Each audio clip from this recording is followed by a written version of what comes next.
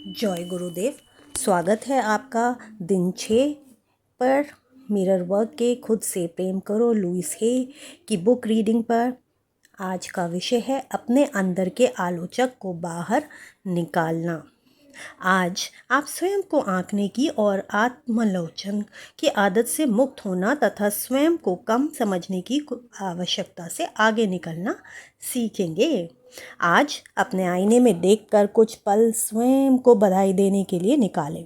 आपने स्वयं को प्रेम करने और पसंद करने की शुरुआत कर दी है, या कम से कम आपके अंदर ऐसा करने की इच्छा उत्पन्न होने लगी है। आप इस प्रक्रिया में जहाँ भी हों, अब तक जो प्रगति आपने की है उसका जश्न मनाएं। मैं आपका और मिरर वर्क के प्रति आपकी प्रतिबद्धता का जश्न मनाती हूँ। आप जितना अधिक मिरर वर्क करेंगे, आप उतने ही जागरूक अपनी सेल्फ टॉक के प्रति होते जाएंगे। यदि आज मैं आपसे आपके आंतरिक संवाद का टेप चलाने के लिए कहूँ, तो वह कैसा होगा? क्या आप उसमें नकारात्मक एफर्मेशन सुनेंगे, जैसे मैं कितना मूर्ख हूँ, मैं कितना बेकार हूँ, मुझसे कोई पूछता ही नहीं कि मैं क्या चाहता हूँ, या दुनिया में इतने अविवेकी लोग क्यों होते हैं, इत्यादि। क्या आपके अंदर की आवाज़ निरंतर हर चीज़ को जमा करती रहती है? क्या आप दुनिया की आलोचना भरी नज़रों से देख रहे हैं? क्या आप हर चीज़ का आकलन करते हैं? क्या आप आत्मतुष्टि में खड़े हैं? हम में से कई लोगों की आंकने और आलोचना करने की आदत इतनी मजबूत होती है कि हम उसे आसानी से छोड़ नहीं सकते। मैं भी लगातार शिकायत करने वाली आत्मदया से भरपूर हुआ करती थी। मुझे स्वयं पर तरस खाने में मज़ा आता था। मुझे नहीं पता था कि मैं ऐसी स्थितियां बनाए रखती थी जिनमें मुझे स्वयं पर तरस खाना पड़े। उन दिनों में इससे अच्छा कुछ नहीं जानती थी।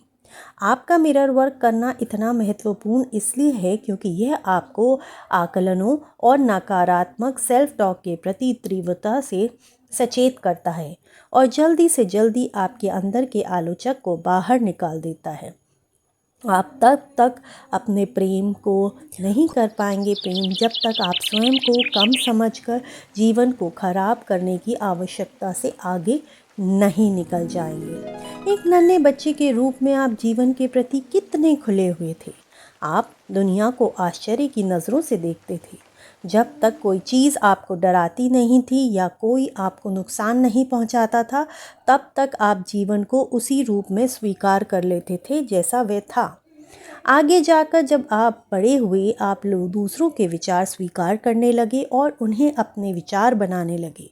आपने आलोचना करना सीख लिया। मेरी अतः जिस चीज़ से मदद की वह ये थी कि मैंने स्वयं की बात सुनना शुरू कर दिया।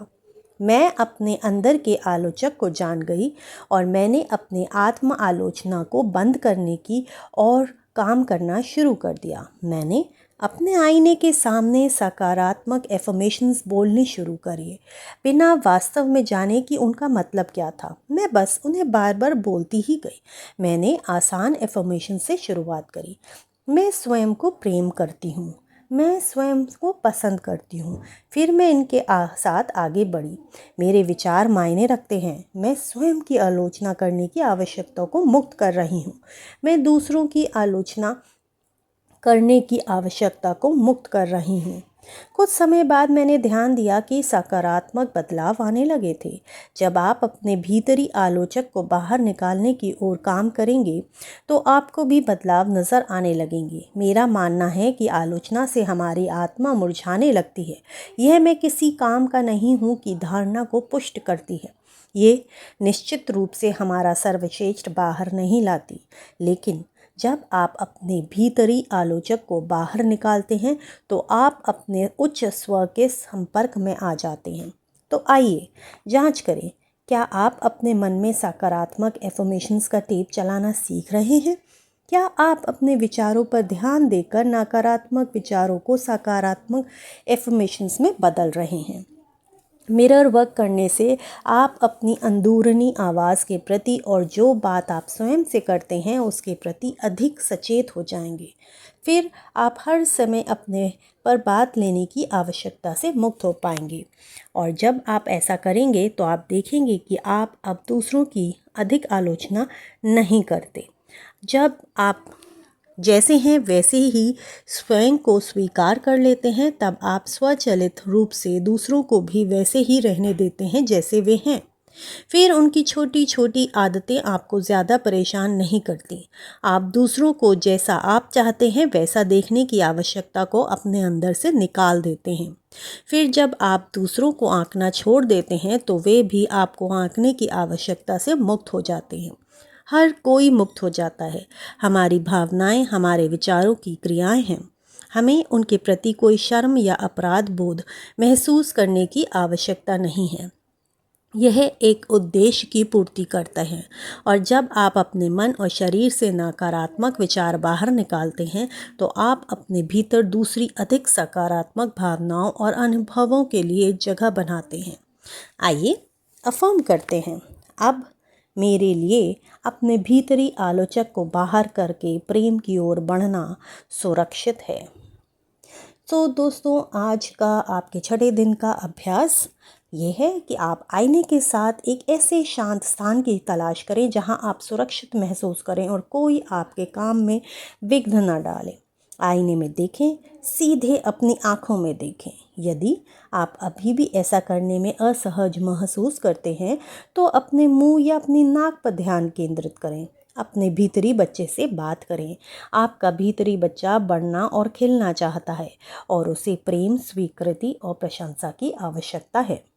अब ये अफर्मेशंस बोलें, मैं तुम्हें प्रेम करता हूँ, मैं तुम्हें प्रेम करता हूँ और मैं जानता हूँ कि तुम जितना अच्छा कर सकते हो कर रहे हो। तुम जैसे हो उत्तम हो, मैं तुम्हें पसंद करता हूँ। आप ये अभ्यास कई बार कर सकते हैं जब तक आपको सच में महसूस ना होने लगे कि आपकी अंदरूनी आवाज़ कम आलोचक हो गई है। वही करें जो आपको अपने लिए सही लगता हो। तो दोस्तों, शक्ति आपके अंदर है। तो इसका अभ्यास आप क्या करेंगे, उन 5 चीज़ों की सूची बनाएं जिनके लिए आप अपनी आलोचना करते हैं। सूची को ध्यान से देखें और प्रत्येक चीज़ के बगल में वह तारीख लिखें जिस पर आपने उस चीज़ के लिए स्वयं की आलोचना करना शुरू किया था। यदि आपको सही तारीख याद नहीं है तो अनुमान से लिखें।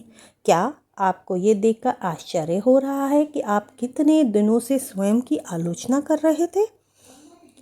अपनी आलोचना करने की इस आदत से कोई सकारात्मक बदलाव तो नहीं आए होंगे, है ना? आलोचना से कोई लाभ नहीं होता दोस्तों, ये सिर्फ आपको बुरा महसूस कराती है। इसलिए इस आदत को छोड़ने का मन बनाएं।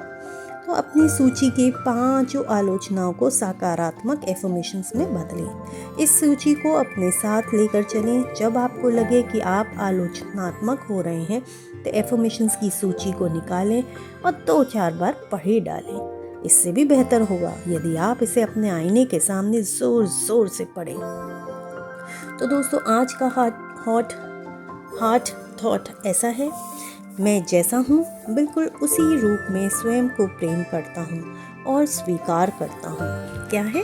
मैं जैसा हूँ बिल्कुल उसी रूप में स्वयं को प्रेम करता हूँ और स्वीकार करता हूँ। हम सबके जीवन में ऐसे क्षेत्र होते हैं जिन्हें हम स्वीकार करने और प्रेम करने लायक नहीं समझते। यदि हम वास्तव में स्वयं से नाराज़ होते हैं तो अक्सर स्वयं को कोसने लगते हैं। हम शराब, सिगरेट या ड्रग्स की गलत आदत का इस्तेमाल करने लगते हैं। हम आवश्यकता से अधिक खाने लगते हैं। एक सबसे बुरा काम जो हम करते हैं, जो हमें सबसे ज़्यादा नुकसान पहुंचाता है, वह है स्वयं की आलोचना करना। हमें आलोचना करना बंद करना होगा।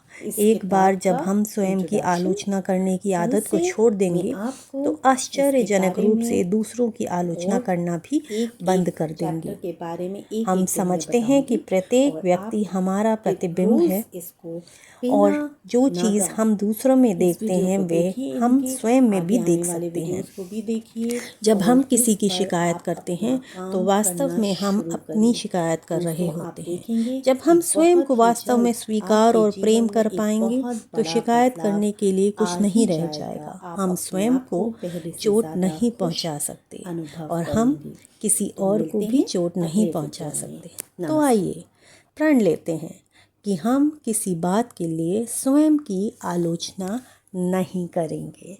तो दोस्तों, ये था छठे दिन का पूरा अभ्यास। तो अभी हम ध्यान की ओर चलते हैं और आज का ध्यान है हम जैसे हैं वैसे होने के लिए स्वतंत्र हैं। तो आप वीडियो को पॉज कर किसी अच्छी शांत जगह पर जाकर बैठ जाइए।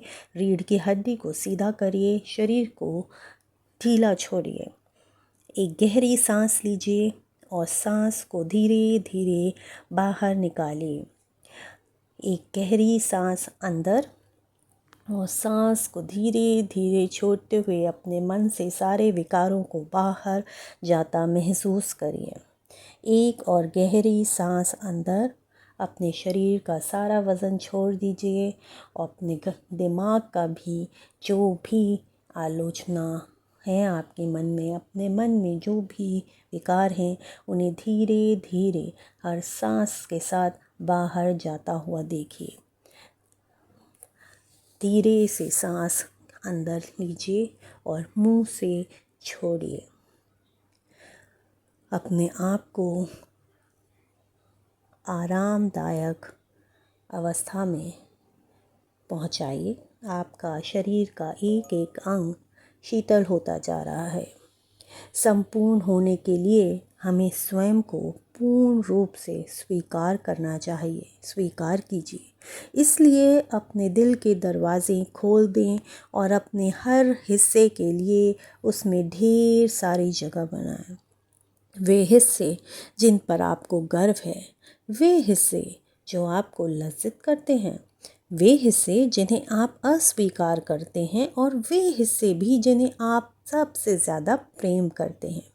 ये सारे हिस्से आप ही के हैं, आप ही के अंदर हैं। आप सुंदर हैं, याद रखिएगा। हम सब सुंदर हैं, आप सुंदर हैं और हम सब भी सुंदर हैं। जब आपका दिल स्वयं के लिए प्रेम से भरपूर होगा तब आपके पास दूसरों के साथ बांटने के लिए बहुत कुछ होगा। अब इस प्रेम को आप अपने कमरे में भरने दें और उन सब लोगों में फैलने दें जिन्हें आप जानते हैं। देखिए, महसूस करिए, आपके शरीर से प्रेम निकलकर पूरे कमरे की आभा को भर रहा है। हर तरफ सुनहरी रोशनी है, प्रेममयी रोशनी है।